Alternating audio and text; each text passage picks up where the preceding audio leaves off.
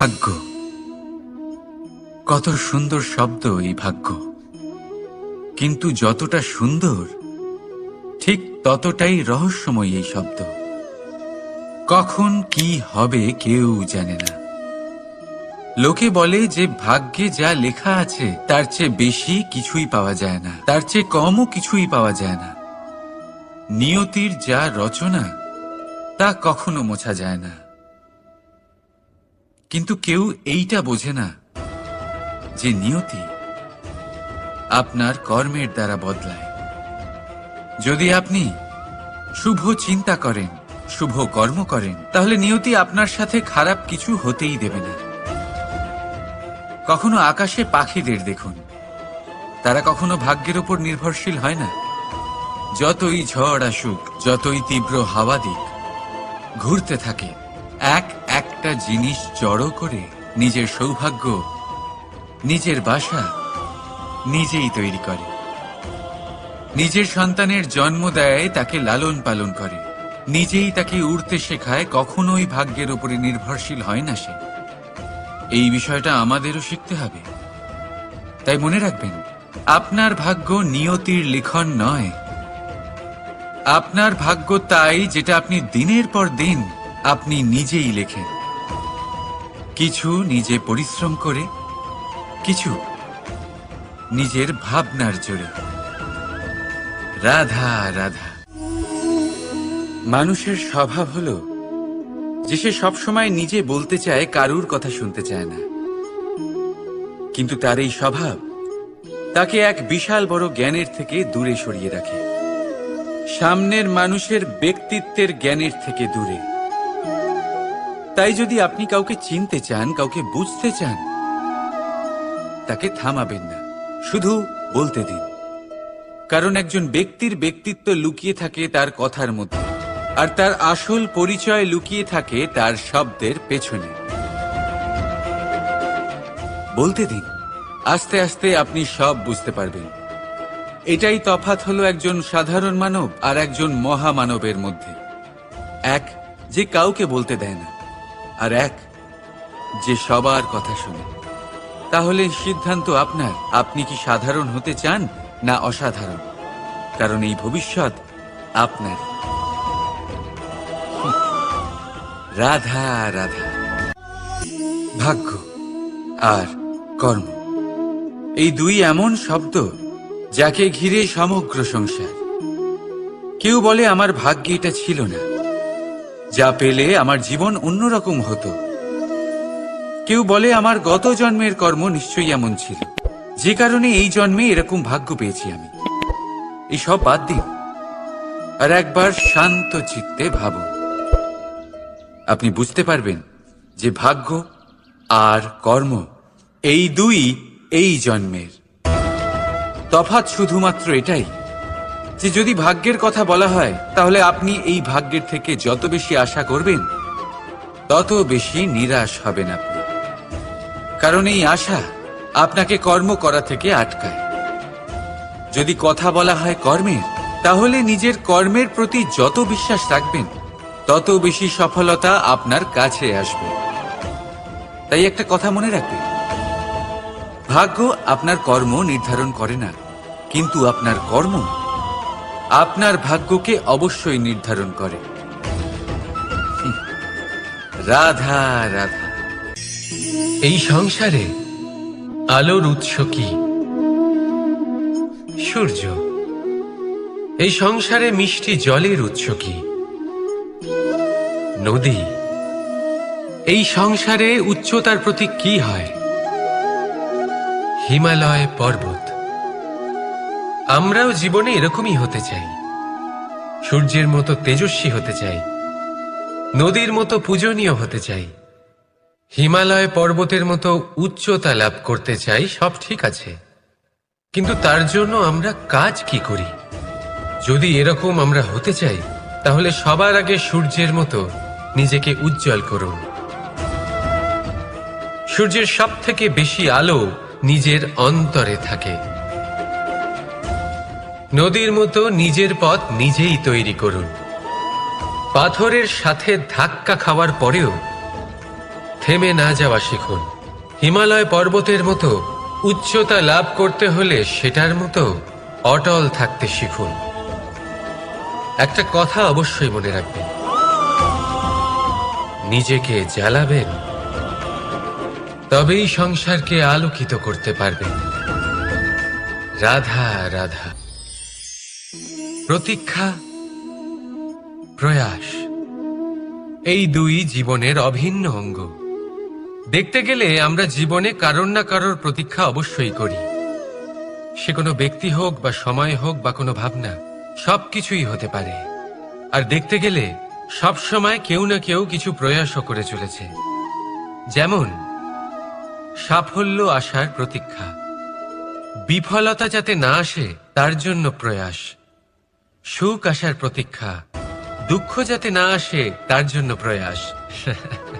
এবার প্রতীক্ষা আর প্রয়াসের মধ্যে এক ঘনিষ্ঠ সম্পর্ক রয়েছে, আর তা হল যিনি প্রতীক্ষা করেন তিনি ঠিক তাই পান যা একজন প্রয়াস করা ব্যক্তি পেছনে ফেলে আসে। তাই প্রতীক্ষা নয়, প্রয়াস করুন। এই প্রয়াসের মধ্যেই সুখের চাবিকাঠি রয়েছে। রাধা রাধা। মানুষ কর্ম করেন। আমি বারংবার বলি যে ফলের আশা করবেন না। তাও মানুষ কোথাও না কোথাও নিজের কর্মের বদলে কোনো না কোনো ফলের আশা অবশ্যই রাখেন। কখনো তিনি সফল হন, কখনো অসফল। সেই জন্যই আমি বলি যে ফলের আশা কখনো রাখবেন না, কারণ সাফল্য বা অসফলতা মনের মধ্যে রাখলে কখনো কোনো লাভ হয় না। যদি সাফল্য মনের মধ্যে রাখেন তাহলে অহংকার জন্ম নেবে। যদি অসফলতা মনের মধ্যে রাখেন তাহলে এক হীনমন্যতায় আপনি ভুগবেন, যা দিয়ে কোনো শুভকর্ম হবে না। সেই জন্য শুধুই কর্ম করে যান, কর্মেই মগ্ন থাকুন। আর আসুন আমার সাথে ভালোবেসে বলুন, রাধা রাধা। বন্ধু আর শত্রু প্রত্যেকের জীবনের একটা বড় অংশ এর উপরে নির্ভরশীল হয়ে থাকে। আপনার জীবনের সফলতা আর অসফলতাও এর উপরে নির্ভরশীল। কিন্তু এই বন্ধু এবং শত্রুদের খুঁজে পাওয়ার জন্য আপনাদের বাইরে যাওয়ার প্রয়োজন নেই, কারণ এরা স্বয়ং আপনার ভেতরেই আছে। আপনি যদি বিনম্র থাকেন, যদি আপনি নিরন্তর প্রয়াস করতে পারেন, তাহলে আপনার কোনো বন্ধুর প্রয়োজন নেই। যদি আপনার মধ্যে অহংকার থাকে, যদি প্রতি কথায় আপনার মধ্যে ক্রোধ উৎপন্ন হয়, তাহলে আপনার শত্রুর কোনো প্রয়োজনই নেই। নিজের অন্তরের এই বন্ধু ও শত্রুকে চিনুন, আর আমার সাথে ভালোবেসে বলুন, রাধা রাধা। একে চিনতে পারলেন? একে কুঠার বলা হয়। আপনারা জীবনে কোথাও না কোথাও কোনো না কোনো রূপে এটা দেখেই থাকবেন। একটা ব্যাপার নিশ্চিত, এই কুঠার ছাড়া কোনো বৃক্ষকে কাটতে পারা সরল নয়। এবার আপনি কখনো এটা ভেবেছেন, এই কুঠার এর এই অংশ, এর মুখটাই যদি না থাকে তাহলে কি হবে? এ শুধুমাত্র কোনো বৃক্ষই নয়, তার কোনো ডালও কাটতে সক্ষম হবে না। এবারে ভাবুন, এই শুকনো কাঠের হাতল এ আমরা কোত্থেকে পেলাম? কোনো এক বৃক্ষ থেকেই। সেই ডাল যাকে কেটে ফেলা হয়েছিল এক বৃক্ষকে কাটার জন্য, এই ডালই শস্ত্ররূপে প্রস্তুত। আমাদের জীবনে আমাদের প্রিয়জন, আমাদের আপনজন যখন সময় কখনো কখনো তাদের সঙ্গ না দেয়, যদি তারা দৈন দশায় থাকেন, তাহলে তাদের সঙ্গ কখনো ছাড়বেন না। ওনাদের প্রয়োজন শুধুমাত্র মনোবল। তা তাদের দিন, তাদের সাহায্য করা আপনার কর্তব্য। হয়তো তাদের সাথে থেকে আপনার কোনো লাভ হবে না, কিন্তু তাদের দূরে থাকাতে আপনার ক্ষতি অবশ্যই হতে পারে। সর্বদা সাহায্য করুন। সঠিক সময় আসলে তা আপনার সহায়ক অবশ্যই হবে। রাধা রাধা। আমাদের মধ্যে বেশিরভাগ মানুষেরই এই অভিযোগ থাকে যে মানুষ তখনই আমাদের স্মরণ করেন যখন সেই সময় আসে যখন আমাদেরকে প্রয়োজন হয়, যখন কোনো কাজ থাকে। যখনই এই সময় পেরিয়ে যায়, তাদের কার্যসিদ্ধি হয়ে যায়, তারা আমাদের থেকে দূরে চলে যান, ভুলে যান আমাদের। এবার এই বিষয়ে ভেবে খারাপ অবশ্যই লাগে। এই পরিস্থিতিকেই অন্য এক দৃষ্টিভঙ্গি দিয়ে দেখার চেষ্টা করুন। মনে রাখবেন, মানুষ প্রদীপের সন্ধান তখনই করেন যখন তার জীবনে অন্ধকার থাকে। আপনি প্রসন্ন হয়ে উঠুন, কারণ আপনার কাছে সেই সুযোগ আছে যে কারোর জীবনে প্রকাশের কিরণ আনতে পারছেন, কাউকে সঠিক পথ দেখাতে পারছেন, কারোর সহযোগিতা করতে পারছেন, এই পুণ্য অর্জন করতে পারছেন। কারোর থেকে কোনো আশা রাখার দরকার নেই।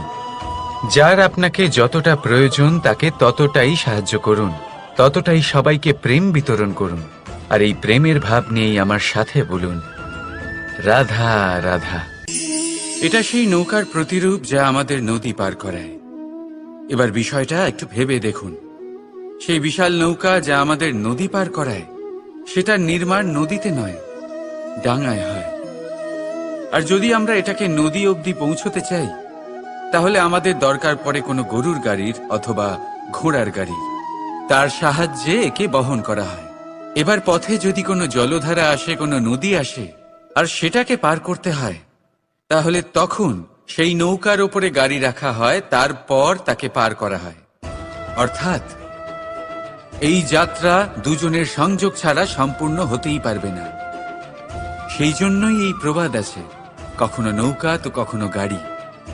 আমাদের সম্পর্কের মধ্যে অতি আবশ্যক, আমাদের সম্পর্কের মধ্যে অত্যন্ত গুরুত্বপূর্ণ হল সংযোগ। সবসময় একসাথে চলা, সংযোগ স্থাপন করা। সবসময় সুখী থাকবেন। রাধা রাধা। পুস্তক, পুস্তক থেকে আমরা কি না শিখতে পারি। জ্ঞান হোক, বিজ্ঞান হোক, ইতিহাস হোক, সব শিখতে পারি। কথায় আছে, একটা ভালো পুস্তক, একটা ভালো গ্রন্থ পাওয়া তা 100 ভালো বন্ধু পাওয়ার সমান। কিন্তু যদি একটা ভালো বন্ধু পাওয়া যায়, তাহলে তা গোটা গ্রন্থাগারের সমতুল্য। সে আপনাকে কর্মের বিষয় জ্ঞান দেয়, সাফল্যের রসায়ন শিক্ষা দেয়।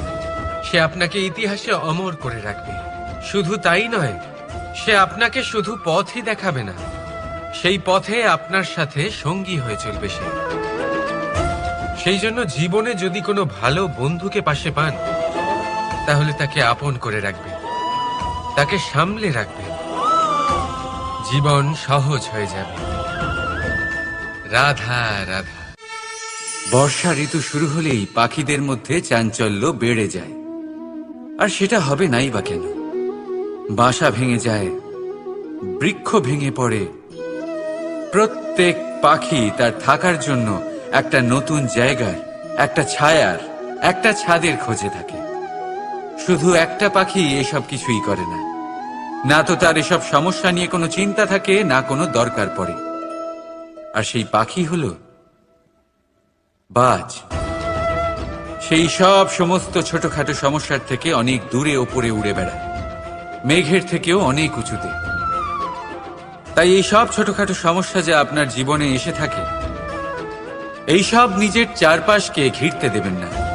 নিজের চিন্তা ভাবনাকে অনেক উঁচুতে রাখুন। আপনার সমস্ত সমস্যা নিজে থেকেই নিচে চলে আসবে। রাধা রাধা। কোন ব্যক্তির ব্যক্তিত্ব কিভাবে তৈরি হয়? আপনার কি মনে হয় যে ব্যক্তি জন্ম থেকে তার স্বভাব নিয়ে জন্মায়? নাকি আপনার মনে হয় যে এই প্রকৃতি ব্যক্তির জন্য তার নিয়তি রচনা করে? না, এরকম একেবারেই হয় না। আমি আপনাকে বোঝাচ্ছি।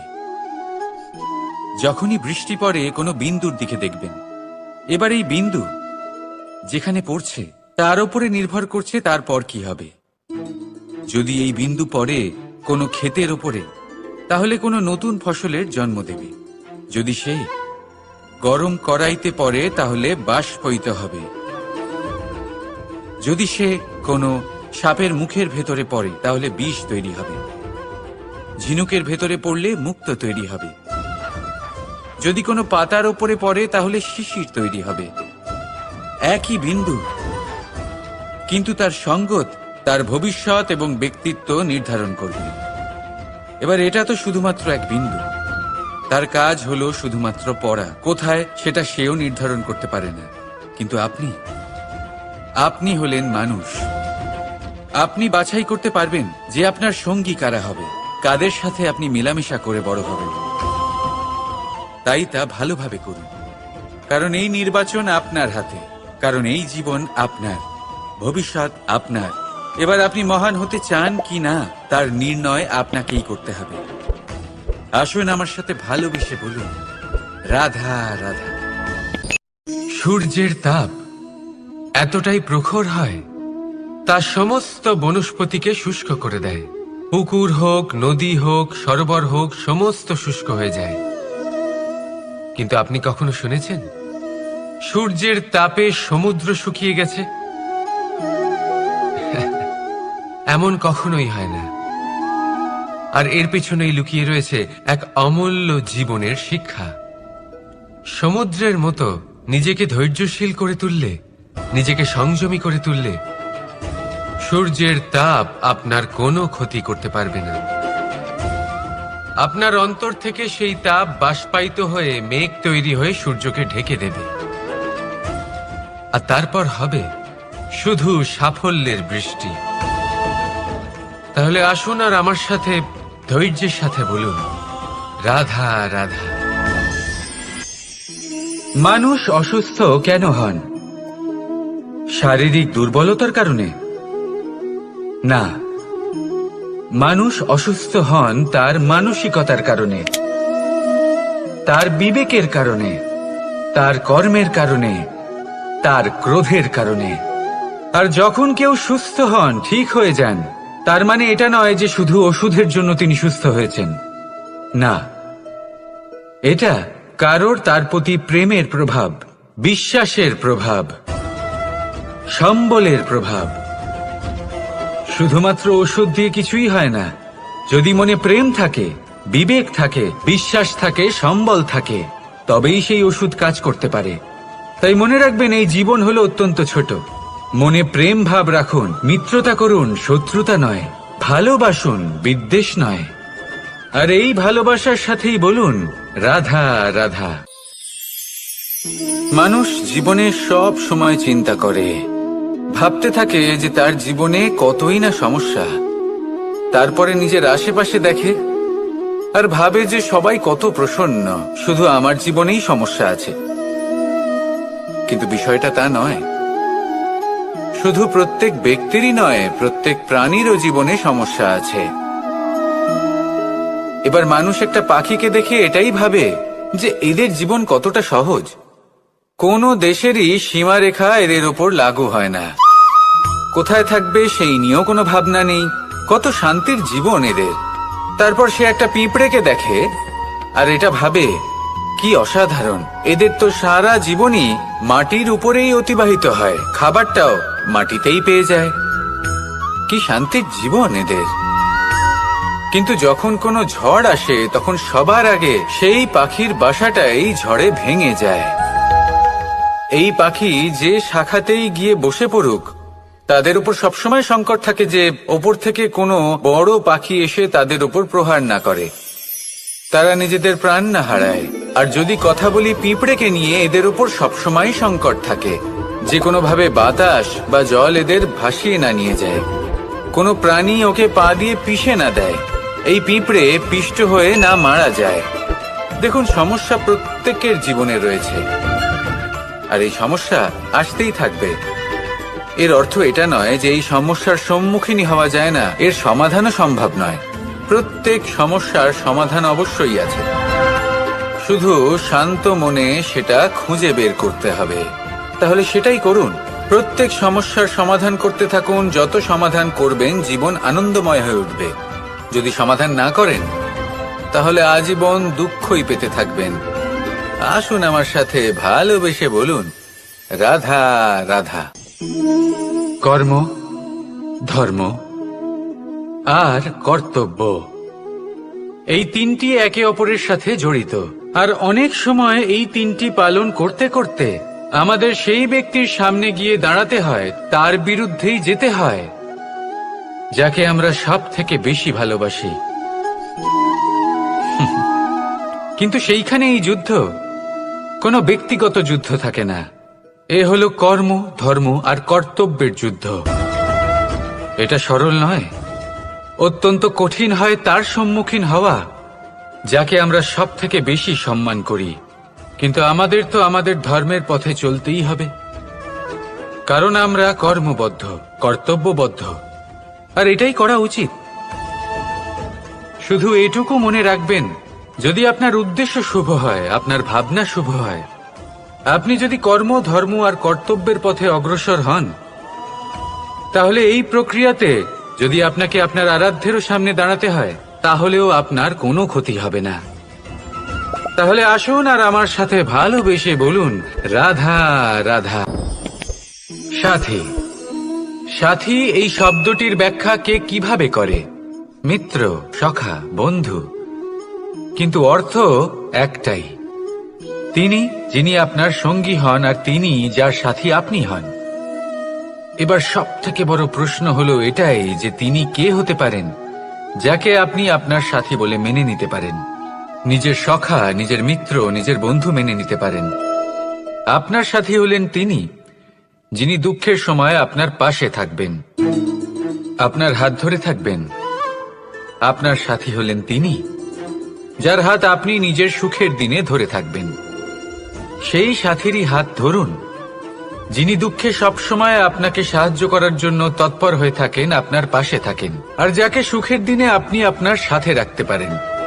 আর যখন আপনার সাথে আপনার এই সাথী থাকবে, তখন আপনি এটা বুঝবেন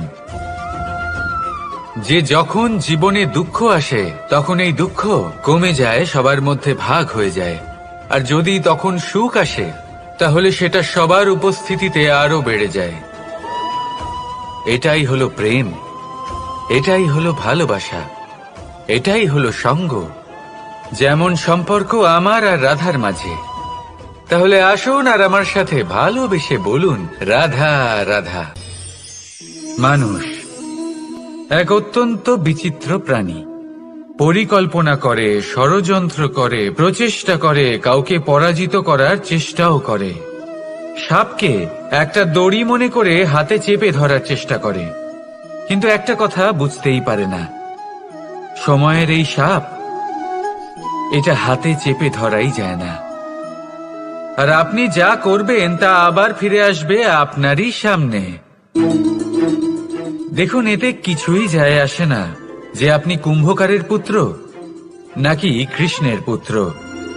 যদি আপনি অনুচিত কর্ম করেন, তাহলে আপনার সাথেও অনুচিতই হবে। অশুভ কর্ম করলে আপনার সাথেও অশুভই হবে। কুরু বংশ অত্যন্ত মহান বংশ ছিল। এই কুরু বংশ কি হলো তার সাথে? একটা গোটা বংশ বয়ে গেল, কারণ ওনাদের উদ্দেশ্য অশুভ ছিল। অন্যদিকে 5 জন বনবাসী পাণ্ডব মহাভারত বিজয়ী হলেন, কারণ তাদের উদ্দেশ্য শুভ ছিল। তাই মনে রাখবেন, শুভ অগ্নি প্রজ্বলিত করবেন, শুভ তাপ সঞ্চার হবে। অশুভ অগ্নি প্রজ্বলিত করবেন, নরকেই জ্বলতে হবে। তাহলে আসুন আর আমার সাথে ভালোবেসে বলুন, রাধা রাধা। জীবনে এমন কিছু কাজ রয়েছে যা আপনাকে একাই করতে হয়, আর এমন কিছু কাজ রয়েছে যা আপনাকে একসাথে মিলে করতে হয়, একজোট হয়ে, সঙ্গবদ্ধ হয়ে। এবার সঙ্গবদ্ধ বলতে কি বোঝাতে চাইছি? আমি তাদের কথা বলছি না যারা বাস্তবিকভাবে একে অপরের সাথে কাজ করেন। আমি তাদের কথা বলছি যারা একে অপরের থেকে দূরে থেকেও একে অপরকে বিশ্বাস করেন। আমি আগেও বলেছিলাম, সমস্ত বিশ্বের আশা বিশ্বাসেই বসবাস করে, তাই না? তাই যেখানে সমস্ত বিশ্ব আছে, সমস্ত সংসার আছে, সেইখানেই বিশ্বাস রয়েছে। তাই আপনার আশেপাশে এমন দল সঙ্গবদ্ধ করুন যাদের আপনার উপর বিশ্বাস আছে আর যাদেরকে আপনি বিশ্বাস করতে পারেন। তাহলে আসুন আর আমার সাথে ভালোবেসে বলুন, রাধা রাধা। আমরা যে মানুষকে চাই, যাকে আমরা ভালোবাসি, তাকে একটা উপহার অবশ্যই দিতে চাই। এমন এক উপহার যা ওনার ভালো লাগবে, যা শ্রেষ্ঠ হবে, অতি প্রিয় হবে, বহুমূল্য হবে, বা বলতে পারেন মূল্যবান হবে। তাই আমরা কি করি? আমরা বাজারে যাই, তার জন্য স্বর্ণ, আভূষণ, হিরে, মুক্ত এইসব নিয়ে আসি। কিন্তু এটাই কি সর্বশ্রেষ্ঠ উপহার? কখনোই না। সর্বশ্রেষ্ঠ উপহার হলো স্বাধীনতা, তাকে নিজের মনের মতো বাঁচার স্বাধীনতা। যদি আপনি কাউকে স্বাধীনতা না দিতে পারেন, তাহলে সে কোথাও না কোথাও বন্দী হয়ে যায়, তার বিকাশ কোথাও না কোথাও আটকে যায়। কিন্তু যদি আপনি কাউকে স্বাধীনতা দিতে পারেন, তাহলে আপনি দেখবেন ও সমস্ত সংসারকে, এই জীবনকে নিজের দৃষ্টিভঙ্গি দিয়ে দেখবে, বুঝবে যে কোনটা হলো উচিত আর কোনটা হলো অনুচিত। আর এটাই হলো সর্বশ্রেষ্ঠ। আর এবার যদি কাউকে স্বাধীনতার মাধ্যমে এত বড় একটা শক্তি দিতে পারেন, তাহলে আপনি আমাকে বলুন, এর থেকে বড় উপহার আর কি হতে পারে? আসুন আর আমার সাথে ভালোবেসে বলুন, রাধা রাধা। পিতা আর পুত্রের সম্পর্ক অত্যন্ত মধুর হয়ে থাকে। পিতা স্বপ্ন দেখেন, তাকে পূর্ণ করার সকল সম্ভাব্য চেষ্টা করেন, কিন্তু তাও অনেক সময় ওনার স্বপ্ন অপূর্ণ থেকে যায়। তখন পিতা ভাবেন যে স্বপ্ন উনি পূর্ণ করতে পারেননি, ওনার সন্তান তা অবশ্যই পূরণ করবে। যে স্থানে উনি কখনো পৌঁছতে পারেননি, সেই স্থানে ওনার পুত্র অবশ্যই পৌঁছবে। পিতা নিজের সন্তানের ভবিষ্যৎ নিয়ে সেই স্বপ্ন দেখেন, আর যখন সেই সন্তান সামনে এগোতে থাকে, তখন তার দুঃখ হয় না, বরং গর্ব হয়। ওনার ভালো লাগে এটা দেখে যে ওনার সন্তান অনেক উন্নতি করছে।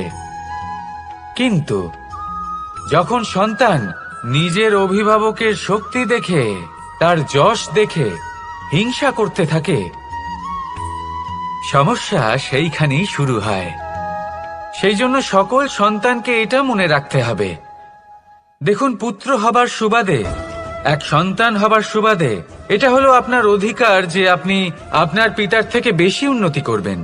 আপনার পিতাও এটাই চান, কিন্তু সুস্থভাবে এটা করুন। একটা রেখা টেনে নিন, যাতে আপনি তাতে এগোতে পারেন আর আপনার পিতার তাতে গর্ববোধ হয়, আর সেই বিষয়ে দুঃখ না হয় যে আমার সন্তান আমাকেই ছোট করার চেষ্টা করছে। ইতিহাস সাক্ষী রয়েছে, যে মানুষ অন্য কাউকে ছোট করার চেষ্টা করেছেন, সেই মানুষই ছোট হয়ে গেছেন। আর আমার মনে হয় না আপনি এটা চান, কারণ কোনো একদিন আপনিও কারোর পিতা হবেন। আসুন আমার সাথে ভালোবেসে বলুন, রাধা রাধা। প্রেম এই সংসারে এসেছিল এই সংসারকে প্রেমের শিক্ষা দেওয়ার জন্য, এই জীবনের সুখের অনুভূতি আসলে কি তা শেখানোর জন্য। কিন্তু যদি সত্যি কথা বলি, তো আমি নিজেই প্রতিদিন প্রেমের নতুন নতুন স্বরূপ দেখতে পাই, প্রেমের একটা নতুন অনুভূতি প্রত্যেক নতুন দিনে। আর তার কারণ হলো এই প্রেম অনন্ত, এ হলো দৈব। প্রেম হলো এই সংসারের সব থেকে বড় ঢাল এবং সব থেকে বড় অস্ত্র। এই প্রেম ছাড়া না কোনো ন্যায় হয় আর না কোনো শাস্ত্র, না জীবন আছে আর না অন্ত। এবার যদি এই প্রেম মনের মধ্যে বাস করতে শুরু করে, তাহলে কখনো কোনো সমস্যাই হবে না, আর যদি হয়েও থাকে তাহলে তা স্থায়ী হবে না। এই প্রেম কি না করতে পারে? এই প্রেম সমস্ত সমস্যা মিটিয়ে ফেলতে পারে, আপনার মনের মধ্যে অহংকারকেও বিনাশ করে দিতে পারে, আপনাকে সাক্ষাৎ ঈশ্বরের সাথে দেখা করাতে পারে। তাই প্রেমের দ্বারা প্রয়াস করতে থাকুন, এই সংসারের প্রত্যেক মানুষকে, প্রত্যেক বস্তুকে, প্রত্যেক জীব জন্তুকে ভালোবাসবেন। আর এই প্রেমের দ্বারাই বলুন, রাধা রাধা। মানুষের জীবনে স্বচ্ছতার একটা আলাদা গুরুত্ব আছে। যদি আপনি নিজেকে স্বচ্ছ রাখেন, তাহলে আপনার নিজেরও ভালো লাগবে, সামনের ব্যক্তিরও ভালো লাগবে, একটা অন্যরকম প্রভাব পড়বে। কিন্তু একজন শ্রেষ্ঠ ব্যক্তি কিভাবে হয়ে ওঠা সম্ভব? যার মধ্যে গুণ আছে, শিক্ষা আছে, শুভ চেতনা আছে, যিনি সৎকর্ম করেন। কিভাবে হব সেই ব্যক্তি যার মধ্যে জ্ঞান আছে? শুধুমাত্র স্বচ্ছ থাকলে তো তা হওয়া সম্ভব নয়। প্রথমে আপনাকে বুঝতে হবে যে মানুষের মধ্যে 4টি মূল তত্ত্ব আছে। প্রথম হলো তার শরীর, যার দ্বারা উনি যে কোনো কর্ম করে থাকেন। দ্বিতীয় তত্ত্ব হলো তার মন, যার দ্বারা কোনো কর্ম করার জন্য সে নিজেকে প্রেরণা দিতে থাকে। তৃতীয় তত্ত্ব হলো বুদ্ধি, যে কর্ম আমরা করতে চাই, যে লক্ষ্যে আমরা পৌঁছতে চাই, সেটা আমরা কিভাবে কোন পথে করব সেটা স্থির করা যায় বুদ্ধি দিয়ে। আর চতুর্থ তত্ত্ব হলো আত্মা। আত্মা হলো এমন এক তত্ত্ব যার কোনো সমাপ্তি নেই। আত্মা হলো অজয়। কিন্তু এরও শুদ্ধিকরণের প্রয়োজন হয়। এই 4টি তত্ত্বের শুদ্ধিকরণ করতে থাকুন, এদের নির্মল রাখুন, শুদ্ধ রাখুন। এবং এটা কিভাবে হবে? শুভ চেতনা দ্বারা, জ্ঞানের দ্বারা, এবং সবথেকে বেশি গুরুত্বপূর্ণ প্রেমের দ্বারা। আসুন আমার সাথে ভালোবেসে বলুন, রাধা রাধা। মানুষ তার জীবনে শিক্ষা এবং প্রেম এই দুই লাভ করে তার মাতা, পিতা এবং গুরুর কাছ থেকে। কিন্তু মানুষ সবথেকে বেশি ভালোবাসে নিজের মাতাকে, কারণ মাতা খুব নির্মল চিত্তে ভালোবাসে, শান্ত মনে আমাদের অন্তরে শক্তির সঞ্চার করে থাকেন, আমাদের উৎসাহ দেন, বলশালী করে তোলেন। ব্যাপারটা কিন্তু এমন নয় যে আমরা নিজেদের বাবা বা গুরুকে ভালোবাসি না, তাদেরকেও আমরা অত্যন্ত ভালোবাসি, শুধু ওনাদের কঠোর ব্যবহার দেখলে আমরা একটু ভয় পেয়ে যাই। এবার ওনাদের এই কঠোর ব্যবহার আমাদের ভালো না লাগলেও অত্যন্ত আবশ্যক, কারণ মাতার থেকে আমরা যে শক্তি লাভ করি তা যেন নিয়ন্ত্রণ হারিয়ে বিধ্বংসী না হয়ে ওঠে, আমরা যেন কোনো কুপথে না চলে যাই, আমরা কখনো যেন দোষ না করে ফেলি। শুধু সেই জন্য পিতা এবং গুরু একটু কঠোর হয়ে ওঠেন, এবং ওনাদের এই কঠোর আচরণ ভবিষ্যতে গিয়ে আমরা অবশ্যই বুঝতে পারি। জীবনে কিছু বছর আমরা এগিয়ে যাই আর তারপর আমরা বুঝতে পারি যে বাবা এবং গুরু আমাদের যথেষ্ট ভালোবাসতেন, কিন্তু ওনাদের ভালোবাসার বহিঃপ্রকাশ আলাদা। প্রয়োজনীয় হলো এটা দেখার, এটা বোঝার যে শুরু থেকে আমাদের প্রতি ওনাদের আচরণ কেমন ছিল। ওনাদের কঠোর হওয়ার পেছনে ওনাদের ভালোবাসাটা বোঝার চেষ্টা করুন, ওনাদের চিন্তাটা বোঝার চেষ্টা করুন, ওনাদের পথপ্রদর্শনের আড়ালে আপনার ভবিষ্যতের জন্য যে পরিকল্পনা ওনারা করেছেন সেটা বোঝার চেষ্টা করুন। তখন আপনারা বুঝতে পারবেন ওনাদের ভালোবাসাকে। আপনার মনের মধ্যে আপনা থেকেই ওনাদের প্রতি সম্মান জেগে উঠবে। নিজের পিতা এবং নিজের গুরু এই দুজনের প্রতি কৃতজ্ঞতা প্রকাশ করুন আর আমার সাথে ভালোবেসে বলুন, রাধা রাধা। জীবন কিসের উপর নির্ভরশীল? ধনের ওপর, বৈভবের ওপর, নিঃশ্বাসের ওপর? না, এই জীবন নির্ভরশীল বিশ্বাসের ওপর। বিশ্বাস নিজের ওপর, বিশ্বাস আমাদের আপনজনের ওপর। কিন্তু যখন এই বিশ্বাস ভেঙে যায় তখন মানুষের মনও ভেঙে যায়, আর তারপর সে অন্য কিছু করতেই পারে না। তখন কি করা যেতে পারে? 3টে কাজ আছে যা আপনি করতে পারেন। প্রথম, ভালোবাসা। যাকে আপনি ভালোবাসেন, যারা আপনাকে ভালোবাসে, ভুল যারই হোক না কেন, তার কাছে ক্ষমা চাইতে কখনোই সংকোচ বোধ করবেন না। দ্বিতীয় হলো বিশ্বাস। যারা আপনাকে ভালোবাসেন, আপনাকে বিশ্বাস করেন, তাদের বিশ্বাস কখনো ভাঙবেন না। তৃতীয় হলো আশা। যারা আপনাকে ভালোবাসেন, আপনাকে বিশ্বাস করেন, তাদের আশা আপনার সাথে জড়িত, তাদের থেকে কখনো কিচ্ছু লুকোবেন না। এই 3টে কাজ করুন আর এই জীবন সুপ্রসন্ন হয়ে বলবে, রাধা রাধা।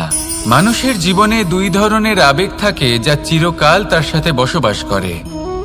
প্রথম, স্বপ্ন। দ্বিতীয়, অজুহাত। মানুষ হাজার হাজার স্বপ্ন দেখতে পারে। আমাকে এই কাজ করতে হবে, আমাকে ওখানে ঘুরতে যেতে হবে, আমায় জীবনে এই অসম্ভব কাজ বাস্তবায়িত করে দেখাতে হবে, আদি ইত্যাদি। এবার ঠিক যেমন স্বপ্ন দেখেন সেইভাবে অজুহাতও খুঁজে নিয়ে আসেন।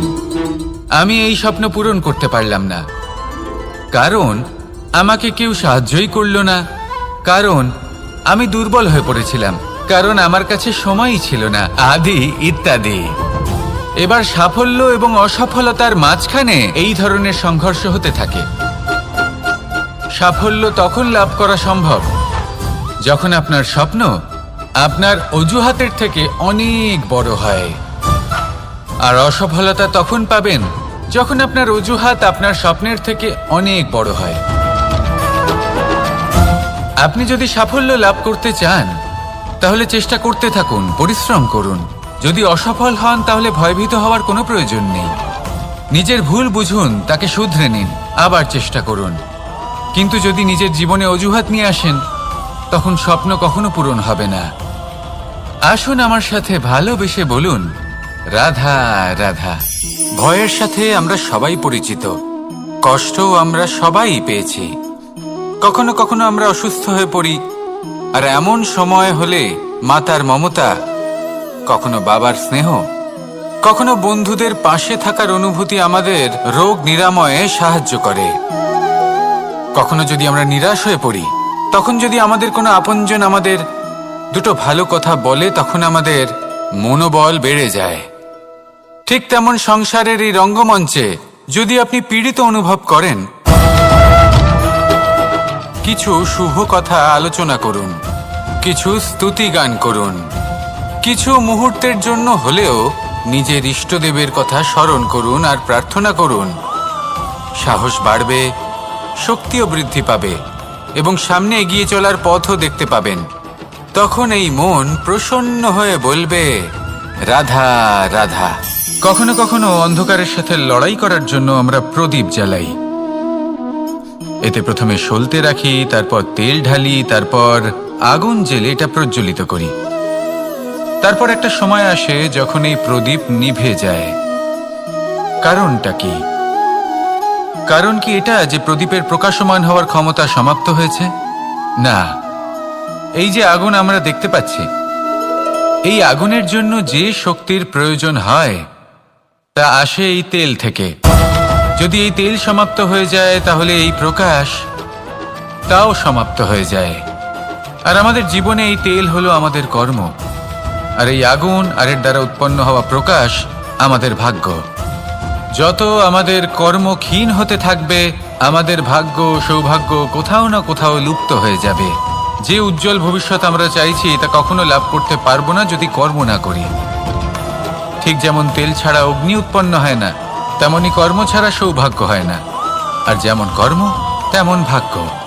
তাই সবসময় কর্ম করতে থাকুন, কর্ম করা থামাবেন না। আর আমার সাথে ভালোবেসে বলুন, রাধা রাধা। জীবনে তিনটি বিষয় আছে, তিনটি বস্তু আছে, তারা যেন আপনাকে কখনো বশে না করে নিতে পারে। প্রথম হলো ধন। ধন যতক্ষণ আপনি ব্যবহার করতে থাকেন, যতক্ষণ তা আপনার কাজে আসছে, ততক্ষণ ঠিক আছে, এই ধন আপনার কাছে অমৃত।